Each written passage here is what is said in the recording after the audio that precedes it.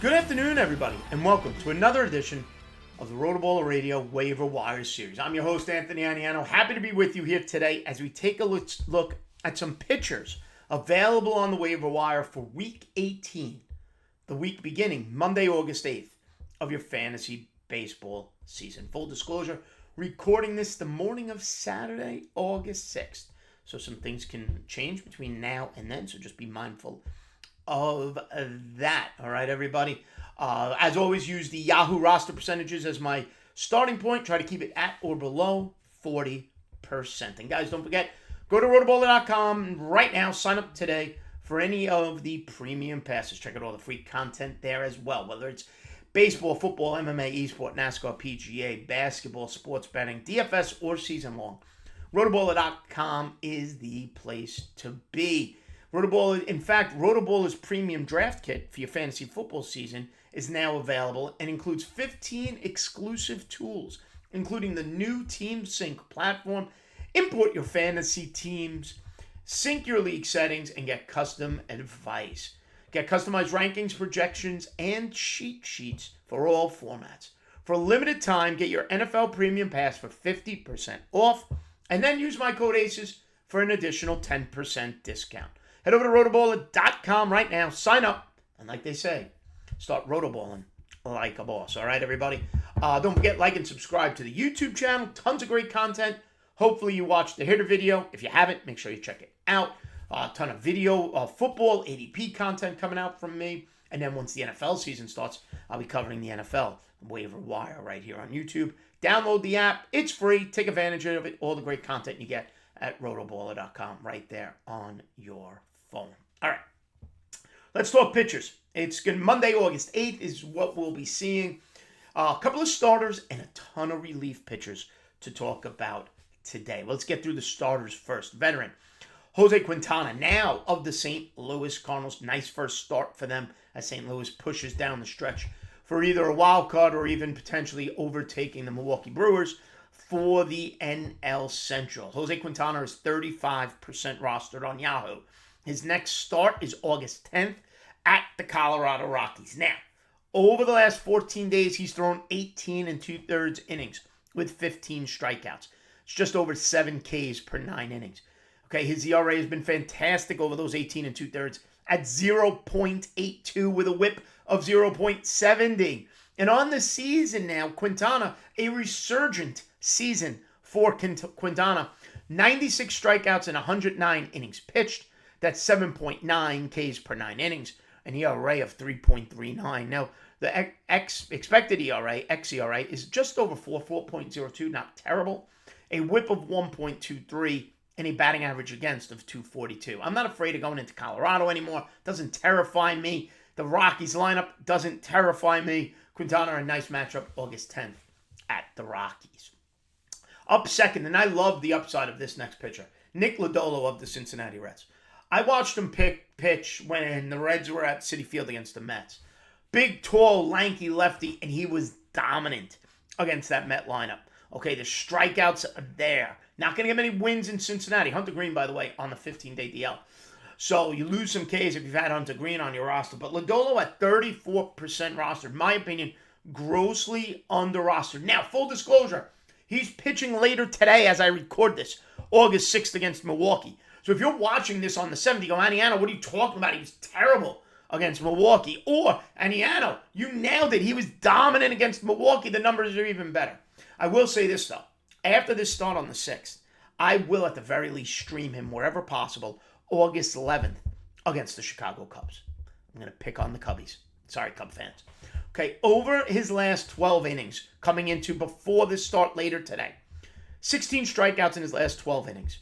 It's 12 Ks per 9. An ERA of 0.75, a whip of 1.08. On the season, and this is the primary spot I'm looking to add him, is where I need strikeouts. Okay, he's got 54 strikeouts in 38 1/3 innings pitched. 12.7 Ks per 9. Sign me up for any pitcher who's going to rack up that many strikeouts. Now, the ERA is at 4.23. The expected ERA is 3.88. He's pitched better than what that ERA actually looks like. Whip is a little high, walks some batters. That's a concern at 157. Batting average against is 284. Don't love that number. However, that number that attracted me to Lodolo is those 54 strikeouts in 38 and a third innings, with the matchup coming next week against the Chicago Cubs. Lodolo only 34% rostered and one of my top starting pitcher ads of next week. Also available, if you're looking for strikeouts, Justin Steele of the Chicago Cubs. Now, reports are Cubs are going to kind of monitor his innings. Friday, he pitched. He was terrific. 10 strikeouts, but he came out of the game after only 4 2/3. So be mindful with Justin Steele. How many innings does he get? How deep in games does he go down the stretch? However, over the last 2 weeks, he does have 16 strikeouts. 16 in 8 1/3. Okay, 17.3 Ks per 9. That's Edwin Diaz numbers. Over those 8 1/3 innings, has not allowed an earned run. His whip is 1.32. On the season now, Justin Steele has 97 strikeouts and 95 2/3 innings. Just over 9 Ks per 9. Strikeout percentage has gotten better over the last 2 weeks than it is over the full season. ERA is 3.67. Expected ERA is 3.72. Batting average against is 247. He's only 13% rostered on the year on Yahoo.com is Justin Steele. And a juicy, and I mean fantastic looking matchup coming up August 10th against the Washington Nationals. You know, the Washington Nationals without Josh Bell and now without Juan Soto. So sign me up for Justin Steele's ability to rack up some Ks on the 10th against the Nationals.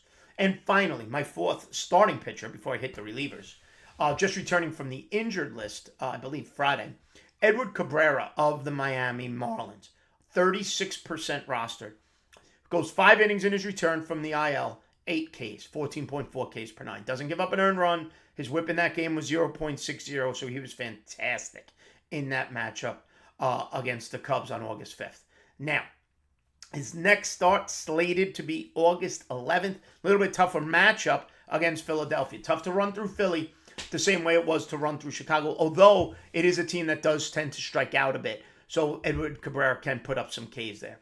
On the season, 23 strikeouts and 20 2/3 innings. ERA of 2.61, a whip of 1.06, and my goodness, the batting average against is 141. Dominant stuff from Edward Cabrera this season in limited work for the Miami Marlins. So you got the veteran Quintana, next matchup on the road in Colorado. You got Lodolo of Cincinnati pitching later today as I record this, and then August 11th against Chicago. I love that. Justin Steele, August 10th against Washington. I love that. And Edward Cabrera pitching great this year. Tough matchup August 11th against Philadelphia, but the ability to strike out guys like Castellanos and Kyle Schwarber are also there. That could go either way for Edward Cabrera. Now, let's talk relievers. The American League West just basically gave up their bullpen at the trade deadline. So you got some closer committees and some players I kind of prefer. We'll go through some of these guys. First, with the Angels, Jose Quinjada. I'm probably botching the name, okay? But he's only 7% rostered. Okay, this is a guy who strikes out 29% of the batters he faces. Quijada, Quijada. I apologize for botching that. Nonetheless, on the season, he's striking out about 11 batters per 9 innings, 26 batters and 21 innings pitched. 29% of the batters he faces. Throws 95 miles an hour. Now, he's in a closer committee role with Jimmy Hergert. Okay? Difference is, though, Quijada throws 95, has a lower ERA than Hergert. Okay? He's pitching to an ERA on the season of 3. He's pitching to a batting average against of 173. And he does have 2 saves on the season. Angels have moved on from Raisel Iglesias. Closer committee. Take a look at this guy here. To potentially pick up some saves for the Angels down the stretch. Also available in Oakland, I've mentioned him before, but AJ Puk is still available. He's rostered in 25% of leagues. Now, all of that being said, they moved on from Trevino. Jimenez has been and injured. Okay, Puk now 45 strikeouts on the year and 44 2/3 innings. He's also quote listed in a committee with Zach Jackson. However, Puk throws harder, has a lower ER on the season. He's got 2 saves over the last 14 days. He's up to 3 saves on the season. Okay, he strikes out 25% of the batters he faces. He's got an ERA of 2.01 on the year, does A.J. Puck, and a batting average against of only 200. So again, chasing saves, Puck is available on the waiver wire. Also available is in Texas, Jonathan Hernandez, who's thrown all of 7 innings this season and 5 innings over the last 14 days, and he's only 11% rostered. Now, in those 7 innings, he struck out 25%, 1 out of every 4 batters he has faced, with a 2.57 ERA. And you want to talk batting average against, it's only 192. He's got 2 saves, both of them over the past 7 days. Looks like the job is Jonathan Hernandez's to lose. To me, of all the pitchers I've already mentioned, his role as closer is the clearest. Okay? Quinata has Hergert there as well. Could be crowded. Could see both of them getting saves. Puck, I do like A.J. Puck a lot. Zach Jackson is there listed as a co-closer. Jonathan Hernandez has been fantastic, and he's had the last 2 save opportunities for the Texas Rangers. Jonathan Hernandez, only 11% rostered.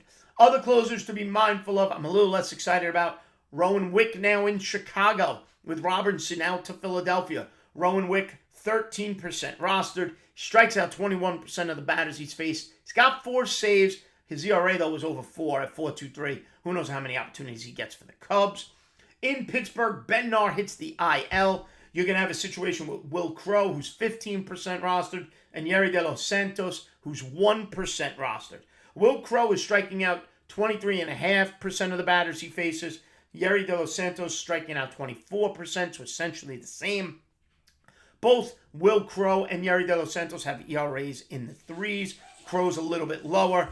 Both of them have 3 saves. This has all the makings of a true committee situation in Pittsburgh. I've added Will Crowe in spots where I've needed saves, see if you pick up a couple with Bednar out. But eventually, when Bednar returns, kind of Will Crowe and Yerry De Los Santos lose a little value.